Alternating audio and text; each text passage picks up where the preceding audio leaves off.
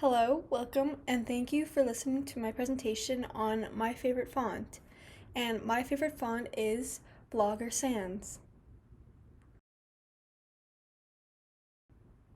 Now, the history of Blogger Sans only goes about a little over a decade ago in the late 2000s, and it was created by a Ukrainian type designer named Sergei Tkachenko to serve as a custom typeface for the site firstsiteguides.com, and it was meant to be used for headlines and subheaders for the site.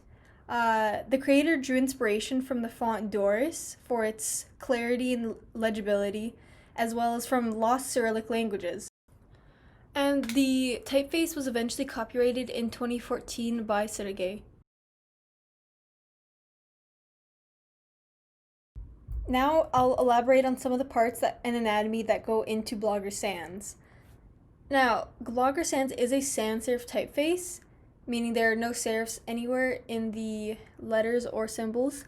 And while the rest of the typeface is very rounded and curvy, the counters inside of letters like O, P, and Q are fairly rectangular, giving it an angular shape. Uh, Blogger Sans actually contains up to about 547 glyphs, and with that, it comes to 2,496 kerning pairs with all the letters.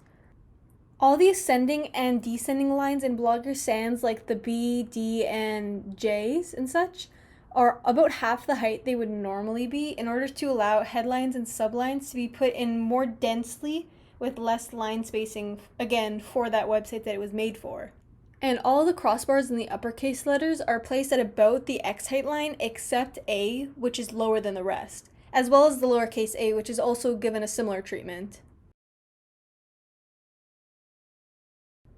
The crossstrokes on the lowercase t and f only show on the right side of the letters. There is no crossstrokes on the left side. Something interesting is that the lowercase d contains a terminal which is curved to the right, but the b doesn't. The b is without a terminal. The lowercase I and j both contain little dot tittles. The ear on top of the lowercase g does not curve in any way. Instead, it's just an angled straight line. Aside from the alphabet and numbers, it also contains error signs, currency symbols, and dingbats, and it's also supported in 35 plus languages, which include Cyrillic, Russian, Hungarian, and etc.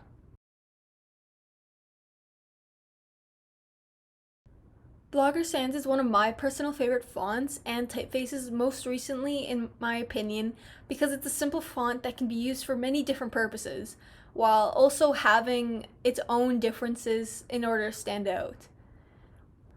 While it is a sans serif font that's very similar to other fonts like Calibri and Arial, the rounded edges give it a much more inviting look.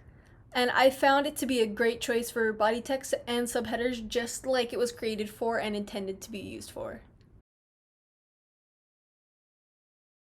Thank you for listening, and I hope you enjoyed my presentation on my favorite font.